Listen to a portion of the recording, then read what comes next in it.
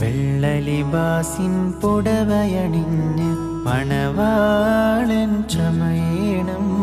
വെള്ളം ചേർത്തതിൽ കർപ്പൂരത്തിൻ അത്തറ് പൂശി തന്നിടണം. ആറുകാൽ തേരിലേറി തോഴരുമൊത്തെഴുന്നള്ളേണം. ആരവമായി കലിമത്തിൻ മാധുര്യങ്ങ് മുഴങ്ങേണം. വെള്ളലിബാസിൻ പുടവയണിഞ്ഞ് മണവാളൻ ചമയണം.